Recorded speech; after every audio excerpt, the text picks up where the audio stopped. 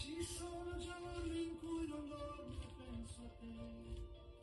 Sto chiuso in casa col silenzio per amici.